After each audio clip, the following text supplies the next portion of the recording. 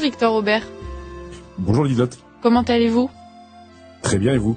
Ça va très bien, c'est le printemps, il paraît. Allez-y, vous avez la parole. Alors, chers auditeurs, aujourd'hui, je vais vous parler d'un sujet qui concerne en particulier la France périphérique. Je vais parler de la désertification de nos petits bourgs, de nos petites communes.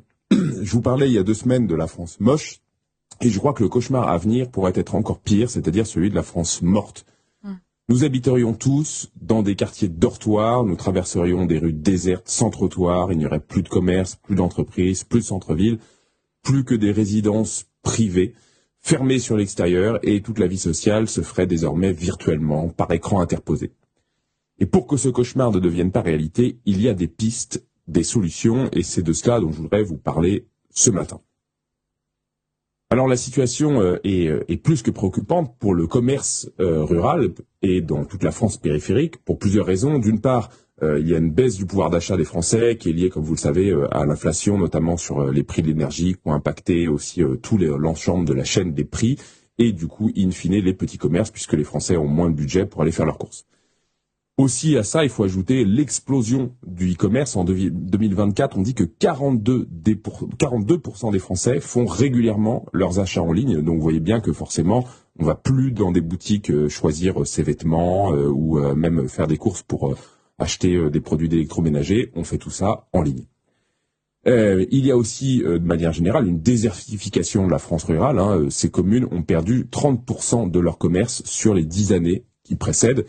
Et même les aides qui sont consacrées normalement à aider ces commerces ruraux, ne représentent que 5% des dossiers qui aboutissent. Donc, les aides sont en réalité inaccessibles. Et pour vous donner un chiffre, dans un département français caractéristique de la France périphérique qui est l'Aisne, plus de 60% des communes de moins de 3000 habitants n'ont plus ni boulangerie ni épicerie. Ce sont devenus finalement des villages dortoirs. Alors justement, quels sont les commerces qui sont les plus en danger, Victor Aubert ? Alors, les boulangeries et les épiceries, c'est vraiment le commerce un peu symbolique de la France périphérique. Souvent, dans un petit village, il y a au moins une boulangerie-épicerie, mais non, même plus maintenant. 1200 boulangeries ont fermé en 2023, et tout ça aussi en raison de la hausse des coûts de l'énergie, parce que quand on fait cuire du pain, il faut des fours, donc tout ça, ça consomme beaucoup d'électricité. Il y a également les cafés et les restaurants, parce que comme les Français n'ont plus de budget, ils vont de moins en moins au restaurant, et 15% des restaurants ruraux ont fermé depuis 2022. Il y a eu évidemment la crise du Covid qui a entamé cette dégringolade. Et puis après, si on va sur des choses moins essentielles, c'était la fameuse catégorie des commerces non essentiels pendant la période du Covid, ce sont les libraires, tous les commerces culturels. Et depuis 2010, il y a déjà 600 librairies qui ont fermé en France. Et ça, c'est aussi dû à Amazon qui a capté 50% de la part du marché du livre. Donc on comprend bien que c'est très difficile, même dans une grande ville, pour un libraire de survivre. Chers auditeurs, il faut aller chez son libraire. Tout à fait. On ne le redira jamais assez. Et puis, il y a donc des boutiques de vêtements, d'artisanat qui disparaissent progressivement. Depuis 2018, 30% de ces boutiques de vêtements ont disparu.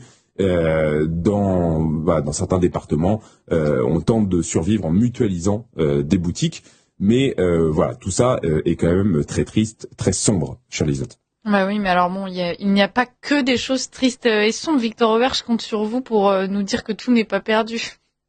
Alors, heureusement, oui, en effet. J'ai rencontré l'an dernier, grâce à l'abbé Raffray, un jeune homme, Max Foucault, qui a 24 ans et qui a ouvert une librairie à Quimper. Et alors, quel est son secret pour tenir ? Parce que justement, je vous disais à l'instant que toutes les librairies fermaient. C'est parce que sa librairie est aussi un salon de thé et un bar qui vend des planches apéro. Donc, si vous n'aimez pas lire, vous pouvez au moins prendre un thé ou même un verre de vin. Du saucisson, voilà. Et ça, normalement, tout le monde aime. Et donc, c'est un modèle qui permet d'attirer justement une clientèle plus large, de les fidéliser et donc finalement de survivre, en fait, de faire en sorte que le modèle, de pas être dépendant uniquement du modèle du livre.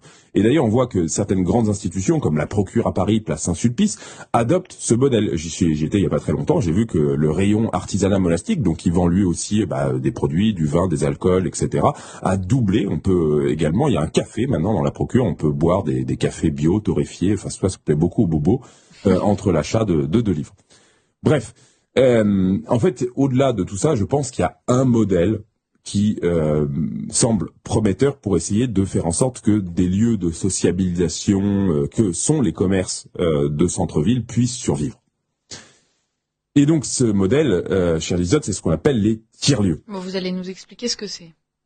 Voilà. Alors un tiers-lieu, c'est la simple idée, et il en existe de multiples facettes, de multiples formes, mais c'est de mutualiser des activités, de faire en sorte que sous un même toit, on puisse retrouver différents types d'activités, différents commerces. Donc ça peut être un café, une épicerie.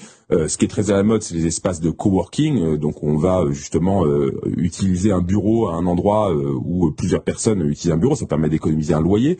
Des boutiques d'artisans, des espaces culturels ou des associations pour pouvoir organiser des conférences, des événements, etc. Quelques exemples, en Ariège, il y a un tiers-lieu assez célèbre qui s'appelle le Coin du Village, et il a permis de maintenir une épicerie, un bar, des animations locales en attirant déjà 300 visiteurs par semaine. Dans la Nièvre aussi un exemple similaire où on a un fromager avec un coutelier et un libraire qui ont permis justement de mutualiser leurs charges de loyer et donc d'assurer leur viabilité économique. Et puis même l'État, pour le coup, a débloqué un budget de 130 millions d'euros pour aider au développement des tiers-lieux ruraux, et 150 projets ont déjà été financés dans le cadre de ces aides. Donc tout n'est pas perdu, mais il faut changer. Voilà, exactement. Je pense qu'il faut changer nos habitudes. Alors, premièrement, c'est déjà, comme on le disait tout à l'heure, arrêter d'acheter en ligne, aller chez votre libraire, faire les commerces de proximité, aller dès le matin prendre un verre de blanc ou un picon-bière au PMU. On fera ça à 10 heures. Pardon, l'abus d'alcool est dangereux pour la santé. Voilà, on peut prendre aussi des cafés, évidemment. Mais voilà, et puis monter des tiers-lieux. Je pense que c'est vraiment l'alternative du futur qui va permettre justement à certains commerces de tenir et puis même à fournir aussi à des associations des vitrines sur la rue. C'est d'ailleurs le projet de notre association à travers Communitas Christiana qui propose justement de rayonner et de ne pas finalement créer des communautés qui fonctionnent en vase clos, mais de monter les tiers-lieux du futur qui ne dépendront pas seulement des subventions, mais d'un engagement collectif avec des espaces de sociabilité et une viabilité économique pour des acteurs ruraux.